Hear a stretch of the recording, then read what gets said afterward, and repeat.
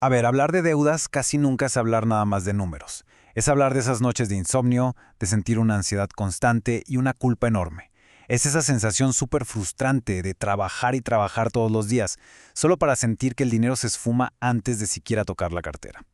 Hoy en esta explicación vamos a desglosar todo ese peso emocional que traen los saldos negativos y sobre todo vamos a trazar una ruta didáctica, paso a paso, para que podamos recuperar esa tranquilidad financiera. Porque fíjense, hay un mito por ahí que es súper dañino: creer que tener deudas es sinónimo de irresponsabilidad. Y no, la realidad es muchísimo más compleja. Entender esto es fundamental para quitarnos la culpa de encima. Muchas veces un saldo negativo viene de una emergencia médica que nadie esperaba, de perder el empleo o por cosas que ni siquiera podemos controlar, como la inflación. O bueno, seamos sinceros, simplemente porque en la escuela jamás nos enseñaron cómo manejar una tarjeta de crédito o cómo funcionan las tasas de interés. Validar esto es el primer gran paso. El problema no es un defecto de carácter, muchas veces es una cuestión de circunstancias y de falta de herramientas, así que es algo que nos pasa a muchísimos. Entonces, ¿cuál va a ser nuestra ruta para esta explicación? Muy fácil. Primero veremos el peso de la deuda. Segundo, entenderemos que no todas las deudas son iguales. Tercero, el método bola de nieve. Cuarto, el método avalancha. Quinto, analizaremos nuestro comportamiento y el contexto aquí en Latinoamérica. Y para cerrar, el camino hacia la paz financiera. Arrancamos con la primera parte, el peso de la deuda y cómo comprender la naturaleza de esos saldos. Porque para resolver cualquier reto financiero, primero tenemos que saber exactamente a qué nos estamos enfrentando. Y es que, a ver, no todas las obligaciones financieras son iguales. Aprender a distinguirlas nos cambia la perspectiva por completo. Por un lado tenemos la deuda que construye, como una hipoteca con una buena tasa, un crédito educativo o el financiamiento para arrancar un negocio. Esas son herramientas que si las usamos con inteligencia nos ayudan a generar patrimonio. Pero por otro lado está la deuda que consume, el tarjetazo de crédito, esas aplicaciones de préstamos rápidos en el celular o las compras por puro impulso el fin de semana. Estas son las que literalmente nos roban la paz mental, porque nos obligan a comprometer el sueldo de los próximos meses solo para pagar gustos del pasado que ya ni siquiera nos aportan valor. Y así es como caemos en este ciclo que es súper agotador. Llega el día de pago, cae la quincena en la cuenta y casi como por arte de magia, ese dinero sale volando para cubrir los pagos mínimos, los préstamos y los atrasos. Pasan 2 o 3 días y la cuenta ya está en ceros otra vez. ¿Y qué pasa después? Pues que para poder comprar comida, pagar el transporte o la luz, tenemos que volver a usar la tarjeta de crédito. Romper este ciclo requiere estrategia y paciencia, no solamente echarle ganas o tener fuerza de voluntad. Por eso pasamos a la segunda parte, el famosísimo método bola de nieve, que se trata de empezar por lo más pequeño. Este método bola de nieve es fascinante, ¿saben por qué? Porque ignora un poco la lógica matemática tradicional y se va directo a la psicología humana. La idea es hacer una lista de todos los saldos del más chiquito al más grande. La regla de oro aquí es pagar exactamente el mínimo requerido en todas las deudas grandes, pero agarrar cada peso extra que tengamos y echárselo al saldo más pequeño, sin importar qué tasa de interés tenga. Y la magia ocurre cuando terminamos de pagar esa cuenta pequeña. El dinero que usábamos ahí, ahora se lo sumamos al pago de la cuenta que sigue en la lista. Es como un impulso que va creciendo y se vuelve imparable. Para que quede súper claro, imaginemos esto. Tenemos 3,000 pesos en una tarjeta, 8,000 en una tienda departamental, 25,000 en otra tarjeta y 80,000 en un préstamo personal.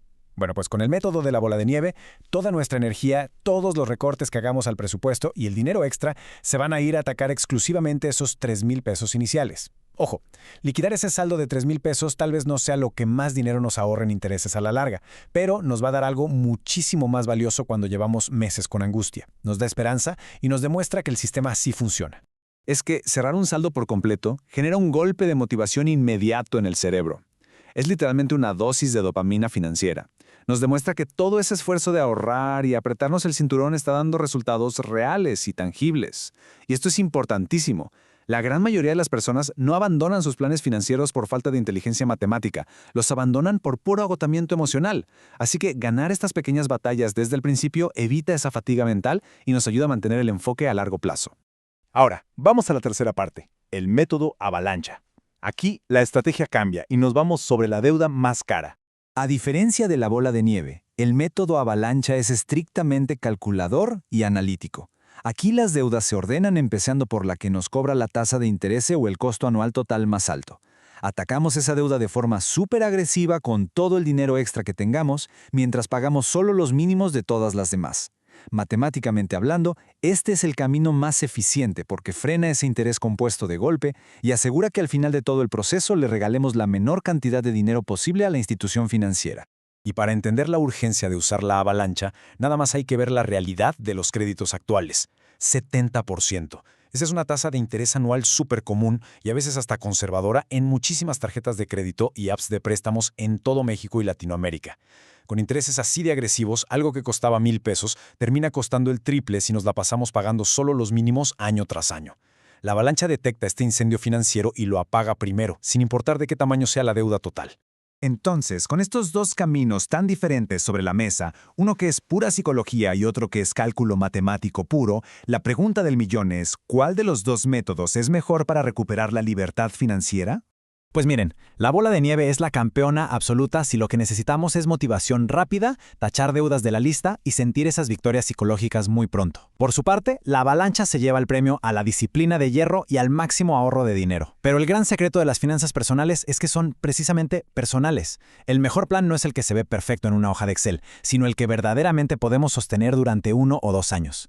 Un plan imperfecto pero que seguimos con constancia siempre le va a ganar a la estrategia perfecta que terminamos votando al segundo mes por pura frustración. Y esto nos lleva a la cuarta parte, nuestro comportamiento y el contexto en la TAM. Las famosas trampas del crédito. Porque, seamos honestos, pagar las cuentas es solo la mitad del trabajo.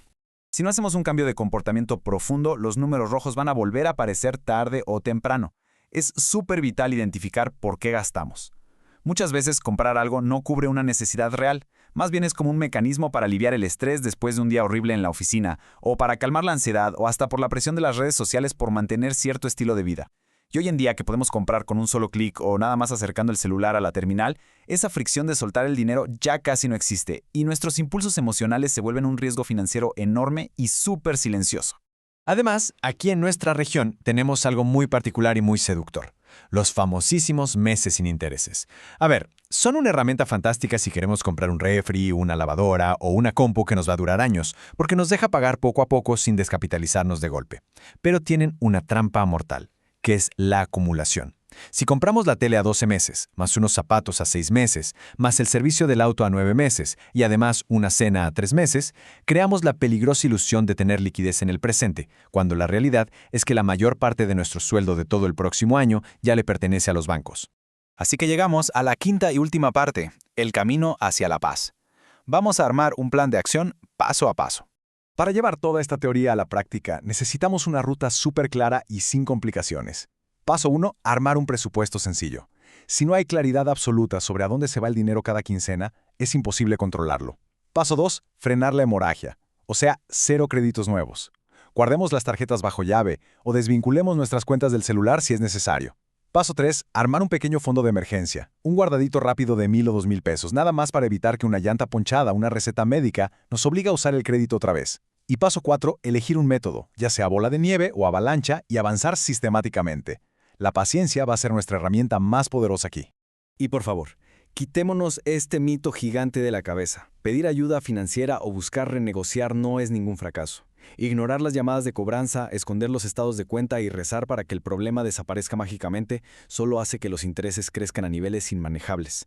Acercarnos a la institución, pedir una reestructuración sincera o buscar un crédito personal con una tasa mucho más baja para consolidar y liquidar varias tarjetas caras es de las tácticas más inteligentes que existen. Al final del día, a las instituciones les conviene 1000 veces más llegar a un acuerdo viable que perder ese dinero por completo. Este proceso de salir de los números rojos es, sin lugar a dudas, un maratón, no un sprint de 100 metros. Nos puede tomar meses o hasta un par de años, pero cambiar la perspectiva lo transforma todo. Cada transferencia que hacemos, cada pago extra, no es nada más regresarle dinero a un banco. Estamos comprando tranquilidad. Estamos recuperando espacio mental para poder dormir mejor por las noches, porque cuando el sueldo por fin deja de usarse para pagar los errores del pasado, se abre esa maravillosa puerta para empezar a construir nuestro futuro y generar patrimonio real. Así que con todas estas herramientas sobre la mesa, ¿cuál va a ser ese primer paso firme que daremos hoy mismo hacia nuestra libertad financiera?